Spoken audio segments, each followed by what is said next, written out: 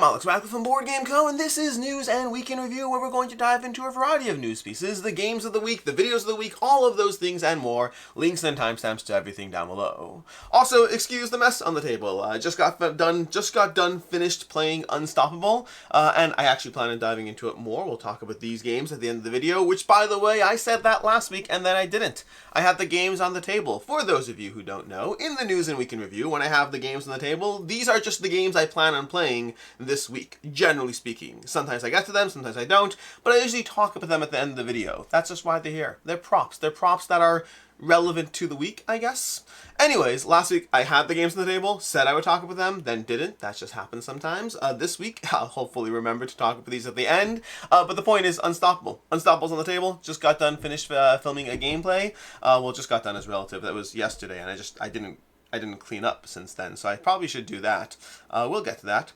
Anyways, before we dive into the News and Week in Review, this channel is sponsored by Allplay. If you go to allplay.com, you can go ahead and find out a variety of things that they do, because Allplay does a lot of different things. They do board game tables, they do board game shelves, they do board game bags, they do board game playmats, and they do board games. Shockingly enough, they do board games too. Well, shockingly is less so. They used to be called board game tables, so at that point it was shocking that they did board games, but now they're just Allplay. Everything to do with playing board games, they have a lot of those things. Check them out at allplay.com. But with that, we're going to go ahead and dive into the News and Week in Review. We have a relatively short news week, but some impactful things. Well, impactful might be overstating things. Some exciting news pieces or interesting. Let's go with the word interesting, because actually I think we have two negative pieces and one positive piece, so interesting is the better word. We have Mechs vs. Minions is seeing a reprint. Riot Games is partnering with, not partnering with the stronger term than I would use. Riot Games is licensing out to Incredible Dreams, Mechs vs. Minions. There's no other information about, is this going to crowdfunding, retail. They said things to follow. Maybe it'll be a Gen Con release. That would be cool. I assume it'll be expensive. I don't know how expensive. But Mechs vs. Minions, a game I still have the original. I still have it. All the games I get rid of, and I still have Mechs vs. Minions. But, they are basically coming back with a reprint. So if you missed out on Mechs vs. Minions, if you don't want to pay $400 in the secondhand market, I don't know what the price of this game will be, but it's going to be available. So keep your eyes peeled for Mechs vs. Minions from Incredible Dream coming this year. We also have, on the less exciting news, we have Fantasy Flight is sunsetting Descent. Descent, which was on its third iteration. We had some news recently that they were doing a digital implementation. But as far as the board game, there are two chapters into Descent: Legends of the Dark, and the third chapter they are sunsetting. They're not continuing it. They're not finishing it. There will not be a third chapter, unfortunately. So if you were really excited for Descent, it's not happening. They basically talked about how the viability is just not sustainable. I'll link down below to a Board Game Wire article, but it basically says not sustainable. They were selling it at a loss as far as the cost of production. I do wonder how much this ties into crowdfunding. I think big box productions like that work the best at crowdfunding. When you're going into a retail distribution, we've talked about this in other videos in the past. It might not be something you know in general, but effectively you're like, how could you be losing money on a $100 game? Because they don't do a $100 game. What they have to do is they have to make money at every point in the supply chain. So someone makes a game, they sell that game, they have to pay to manufacture the game, then they sell it to the distributor sells it to the retailer sells it to you. That's the general model. There's edge cases, there's differences, but the general model is that. So if they're selling a $100 game, then effectively they're only making $25-ish on it, because, well, they pay to produce it, then they sell it for $50. So they pay $25, they sell it for $50, and they get $25. The distributor sells it for $75, and the end retailer sells it for $100. Again, there's a lot more to get into it. Point is, it is easier to lose money on a game versus when you have that same kind of big box production, but you're doing it primarily at crowdfunding, where a bigger percentage of your sales are direct to consumer. You can make money at a bigger percentage direct to consumer, where you cut out the distributor and the retailer. Longer conversation, effectively big box productions are more viable via crowdfunding than they are via traditional retail models. I probably should do a full video on this. Anyways, Fantasy Flight is sunsetting Descent. Number 3, we have Wize Wizard. Wize Wizard is, we kind of touched upon this recently. I can't remember when. We touched upon it at some point that there was like teases of Wize Wizard issues.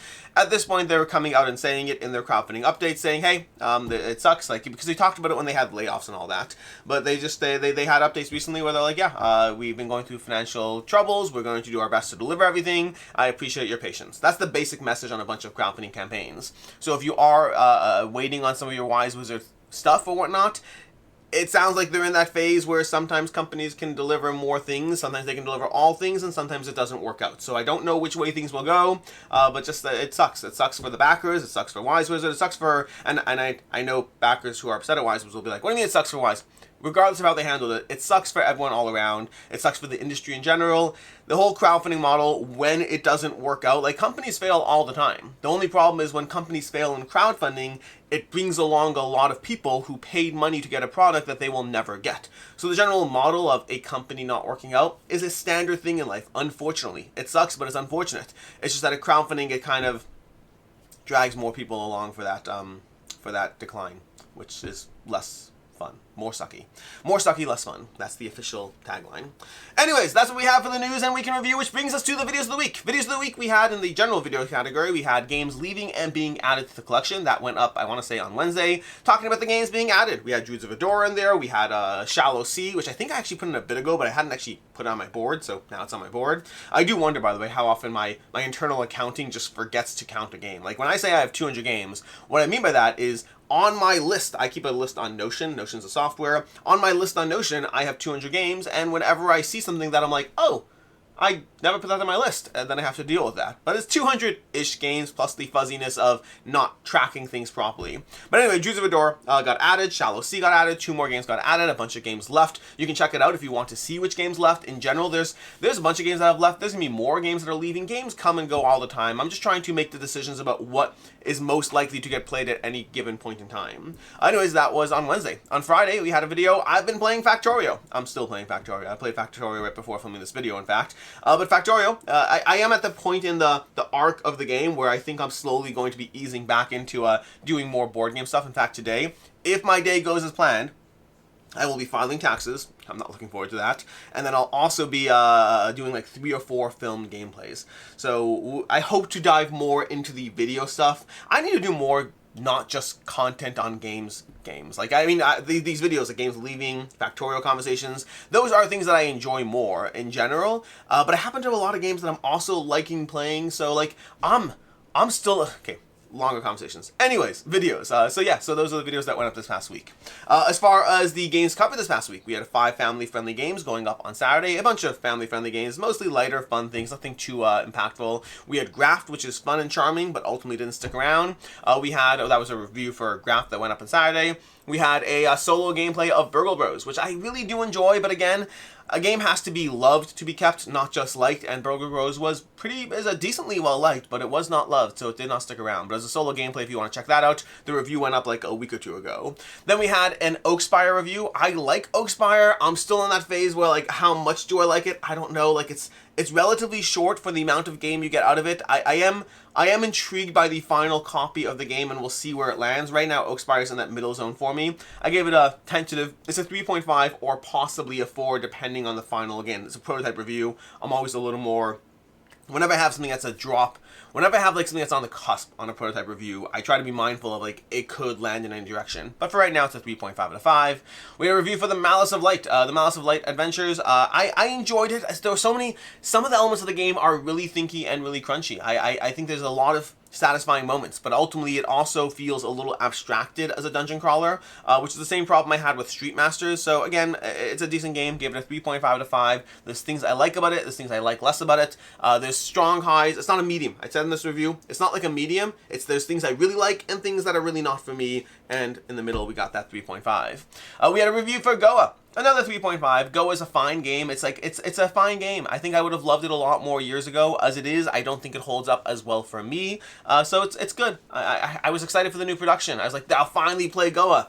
And then I played Go a few times, and I was like, you know what? I don't feel like I missed out on anything. But again, if I had played it 10 years ago, maybe I'd love it. Who's to say?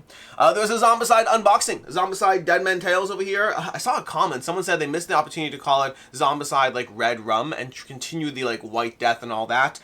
Which is cool. I think it's a cool name, but it's also not compatible with those games. So that would be a missed opportunity on the title, but also not deceptive marketing that might imply that it is. But anyways, Zombicide Dead Men Tales, which I hate that name, by the way, because it's Dead Men Tell No Tales. There's no Dead Men Tales. That's just like, you're cutting out 2 words. Just do Zombicide Dead Men Tell No Tales. It is what it is.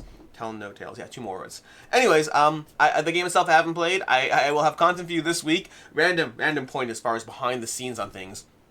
I have a like 80-page Word doc rulebook for this because it's not like officially laid out properly.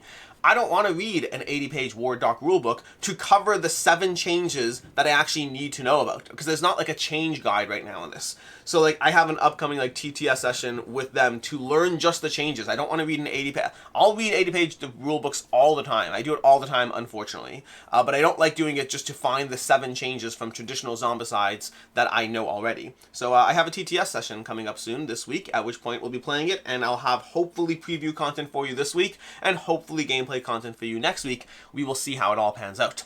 Why is it here? Oh, because I did an unboxing. I did an unboxing with my son this week. You can check it out. He felt betrayed.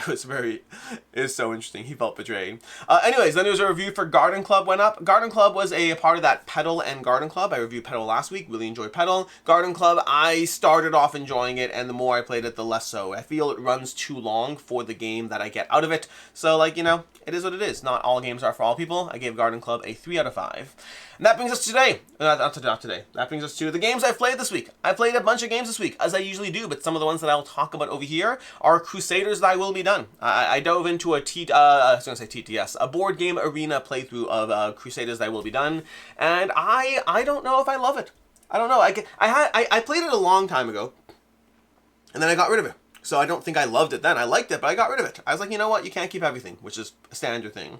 But I've always wanted to dive into it again, and I finally did, and I was like, you know what? I think my first impressions are right. It's a fun game with like some elements that are cute, but like it feels like the path is kind of predicated. So like I don't know. I don't care for it. It's not that good. I think I have less tolerance now than I did 7 years ago when I played it last. I played it a long time ago. I don't remember. I guess I played it probably 6 years ago. I think I played it 6 years ago. I think back then I was already on the fence, and now with even more games that I love, it's just not even like, I have no regrets at this point. We have Keystone North America. I've been diving into the 2nd edition. I played through the base game, then I played through the expansion. Now I want to play through some of the solo content, which I played the solo content in the original. I haven't played the solo content in the new version. I don't think there's any changes to it, but like, you know, I still want to dive into it. It's been a while. So Keystone North America, I will have content for you around this. I might do a playthrough. We'll see. At the very least, I'll be doing a review of the new edition plus expansion. But I like Keystone North America quite a bit, and so I hope to do some coverage for that at some point, but I need more plays of it. The new version was just, I'm finally diving into the new version, and I like it. I like the art, I like the box, I like all the things about it. It's not a perfect game, but it is a very enjoyable game. And then I played some one-hit heroes. I'll have a solo gameplay for you at some point, and review. Solo gameplay plus first impressions review and all that. One-hit heroes, I'm still on the fence about it. I still think that I like elements of it, but I don't think I'm quite as in love with it. I was kind of turned on to it from One Stop Co-op Shop because he really liked it, and I think it's charming. I think it's charming. I just don't know if I It reminds me of, what's that game? Dungeon Boss Fighters QR. Is that what it is? It kind of has that like fun, light accessibility that if my kids latched onto, great, amazing, I'll happily play with you. But I don't know if I'm latching onto it. Speaking of Boss Fighters QR, I need to play some more of that as well. I started it a while ago, but I haven't finished it because I had 2 sessions going simultaneously. One with like adults and one with my kids. And then both those kind of fizzled. So I need to play more Boss Fighters QR and get your review at some point. But that'll happen. That'll happen at some point. Anyways, those are the games I played, or some of the games I've played this past week, which brings us to today. Today we'll have, going up on the channel, we'll have a preview for Solarian. Solarian's upcoming crowdfunding campaign. There'll be a preview coming up. There'll also be a Cloudspire How to Play done by Asaf from Easy Board Games. Check out Easy Board Games, linked in the channel, the notes and links down below.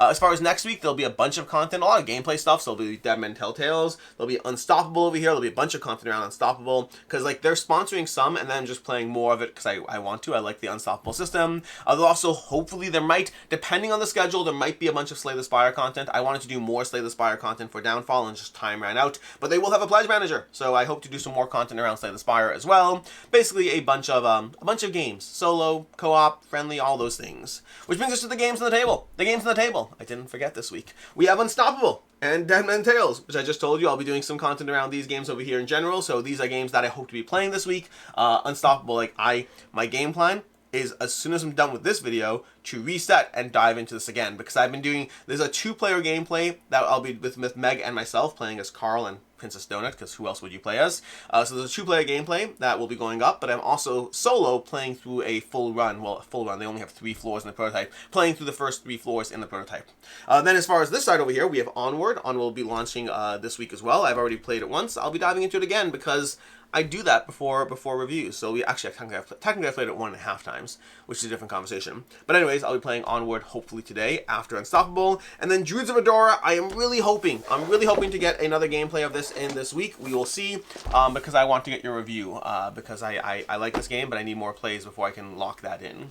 Anyways, until next time, I'm Alex Radcliffe from Board Game Co. I hope you enjoyed this video. I hope you have a better week than I'm going to have. Until next time, I hope you have a good one.